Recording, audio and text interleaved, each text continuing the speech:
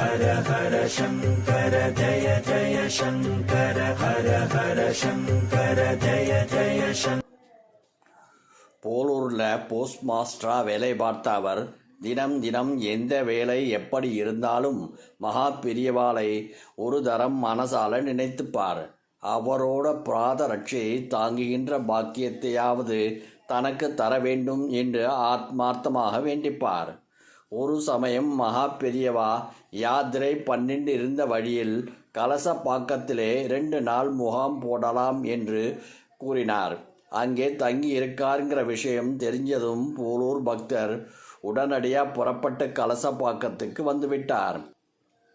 ஆனால் முகாம் இட்டிருந்த இடத்துக்கு அவர் வந்த சமயத்திலே மகா பெரியவா அங்கே இல்லை.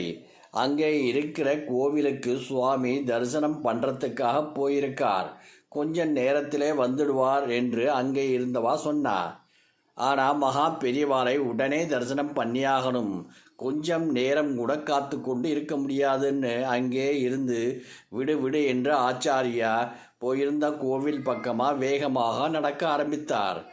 அங்கே ஆச்சாரியா வழக்கமாக தன்னோட விறுவிறு நடைக்கு பதிலாக யாருக்காகவோ தாமதிக்கின்ற மாதிரி மெதுவாக நடந்து கொண்டிருந்தார்.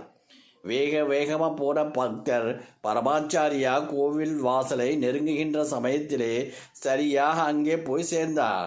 ஆச்சாரியாலை கொஞ்சம் தள்ளி நின்று தான் பார்க்க முடிஞ்சதுன்னாலும் அவரோட தேஜஸ்லே அவர் அப்படியே மெய்மறந்து போயிட்டார். அப்படியே நின்னவரை ஆச்சாரியாலோட குரல் தான் சகஜத்துக்கு கொண்டு வந்தது. நான் சுவாமி தரிசனம் பண்ணிட்டு வர வரைக்கும் என்னோட பாத ரட்சையை யாராவது வச்சுக்கிறீங்களா? பகவானே தேடி வந்து படியளக்கும் போது வாங்கி கொள்ள யாருக்காவது கசக்குமா என்ன?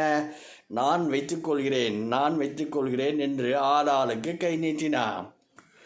சிகை வச்சின்றிருக்கிறவா யாராவது பாதரட்சியை வச்சுண்டா நன்றாக இருக்கும் என்று பெரியவா சொன்னதும் அநேகமாக அங்கே இருந்தவா எல்லோரும் கையை பின்னாலே இழுத்துண்டா.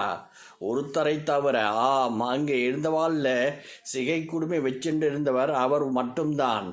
அப்புறம் என்ன, அவர் ஆசைப்பட்ட மாதிரியே மகா பெரியவாரோட பாதரட்சியை தாங்கி கொண்டு இருக்கிற பாக்கியம் அவருக்கு கிடைத்தது. ராமபிரானோட திருவடியை ஆனந்தமாக ஏத்துன்னு நிற்கிற ஆஞ்சநேயர் மாதிரி பரமாச்சாரியாலோட திருவடியை நினைச்சு அவரோட பாதரட்சியை ஏந்தி கொண்டு நின்றார் இந்த பக்தர். நான் கோவிலுக்கு புறப்பட்டு வந்ததே உன்னோட அபிலாஷையை பூர்த்தி பண்ணணுங்கிறதுக்காகத்தான். அப்படி என்று சொல்லாமல் சொல்கின்ற மாதிரி அவரை பார்த்து மென்மையாக சிரித்துவிட்டு கோவிலுக்குள் போனார் ஆச்சாரியா. அந்த பக்தர் ஆச்சாரியாலோட பாதரட்சியை வைத்து கொண்டு கோவில் வாசல்லே நின்று இருந்தாரே தவிர அவரோட மனசு பரமாச்சாரியா கோவிலுக்குள்ளே நுழைஞ்சப்ப கூடவே தானும் சேர்ந்துண்டு வலம் வர ஆரம்பித்து விட்டது. கோவிலுக்கு உள்ளே போன ஆச்சாரியா எல்லா சன்னதிகளையும் தரிசனம் பண்ணிவிட்டு கடைசியாக கர்ப்ப கிரகத்துக்கு வந்தார். அங்கே இருந்த சிவாச்சாரியார் சுவாமிக்கு கற்பூர நீராஞ்சனம் சமர்ப்பிப்பதற்கு தயாரானார். கொஞ்சம் நேரம் பொறுங்கோ, இன்னொருத்தர் இங்கே வரவேண்டி இருக்கு, அவர் வந்ததும் நீராஞ்சனம் காட்டலாம். மகா பெரியவா சொல்ல சிவாச்சாரியாருக்கு திகைப்பு, எல்லோருக்கும் ஆச்சரியம். இன்னொருத்தர் வரணுமா? யார் அவர்? யாருக்கும் புரியவில்லை. அந்த சமயத்திலே பரமாச்சாரியா தன் பக்கத்திலே நின்று கொண்டிருந்த அணுக்கு தொண்டரை கூப்பிட்டார். நீ நேரா வாசலுக்கு போ, அங்கே பாதரட்சியை வச்சுட்டு நிற்கிறாரே, அவர்கிட்ட இருந்து அதை நீ வாங்கி கொண்டு அவரை உள்ள வர சொல்லு என்று ஆச்சாரியா சொன்னார். அப்படியே அந்த அணுக்கு தொண்டர் வெளியில் போய் பரமாச்சாரியா பாதரட்சியை தான் வாங்கி கொண்டு அந்த பக்தரை உள்ளே அனுப்பினார். இப்போ சுவாமிக்கு ஆராத்தி காட்டுங்கோ அப்படி என்று கூறினார் ஆச்சாரியா. எல்லோரும் ஆரத்தி ஜோதியில் சுவாமியை தரிசனம் செய்யச்சே அந்த பக்தர் மட்டும் சுவாமியையும் ஆச்சாரியாலையும் மாறி மாறி பார்த்து கொண்டிருந்தார். காரணமே தெரியாம அவரோட கண்ணிலேருந்து ஜலம் பிரவாகமாக வழிந்தது.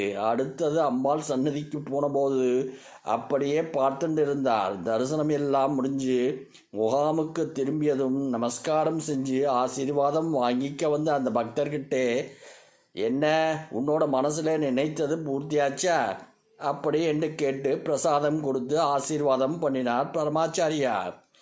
அவர் என்ன மனசுல நினைச்சார், என்ன நடந்தது யாருக்கும் புரியவில்லை.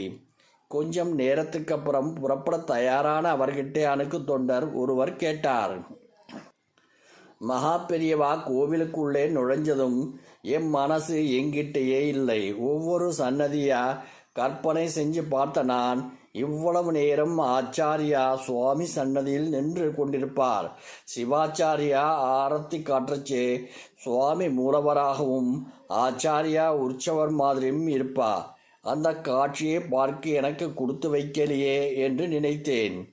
என் மனசுக்குள்ளே இருந்தது பார்த்தவர் மாதிரி என்னை உள்ளே கூப்பிட்டதோடு நான் நினைச்ச மாதிரியே சுவாமி சன்னதியில் சாட்சாத் மகேஸ்வரனாகவே என் கண்ணுக்கு தெரிந்தார். அது மட்டும் இல்லாமல் அம்பாள் சன்னதியில் காமாட்சி ரூபத்திலே காட்சி கொடுத்தார். எனக்கு இது போதும், இந்த ஜென்மாவிலே இனி எதுக்கும் நான் ஆசைப்பட மாட்டேன் அப்படி என்று தழுதழுக்க சொன்னார் அந்த பக்தர்.